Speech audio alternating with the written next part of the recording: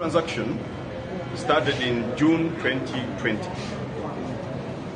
My client entered into an agreement with the Uganda Muslim Supreme Council for the purchase of land in Zimbabwe, the ranch, the Uganda Muslim Supreme Council ranch in Zimbabwe.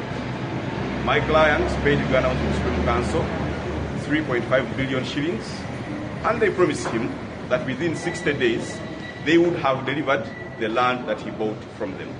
They also promised him that within 60 days, if there is any encumbrance on the land register, which would have made the transfer of the land difficult to my client, that they would remove it.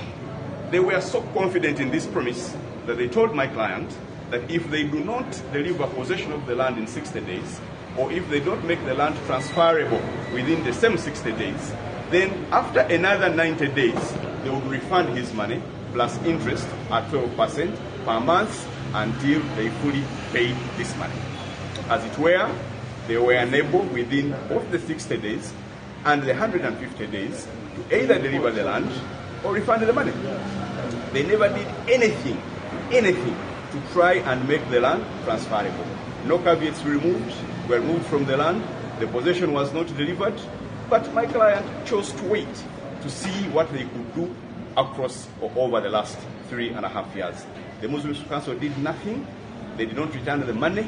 They did not deliver the land that had promised to deliver until we learned, my client learned many years later, earlier this year, that they had in fact given the land to somebody else, named Enterprise Handling Services. They wrote to us, they wrote my client and told him that they would therefore deliver, give him back his money together with the interest that they had committed to give him upon failure to deliver the land. We waited for 3-4 months for them to pay the money, and they failed. When we demanded for its payment, they say that they didn't know us, they didn't transact with us, despite the fact that money moved from my client's account into the account of the Uganda Muslim Supreme Council. That's why we took them to court for recovery of the money plus interest as per the agreement of the parties. The High Court agreed and said that the money was due and owing. They applied for a stay of execution in the High Court. It refused, saying that they had no reason why they wanted to appeal. They came to the Court of Appeal and applied for stay of execution. This morning, the court has refused to grant a stay of execution and instead allowed the execution against the Muslim properties to continue. 12% interest was in the agreement.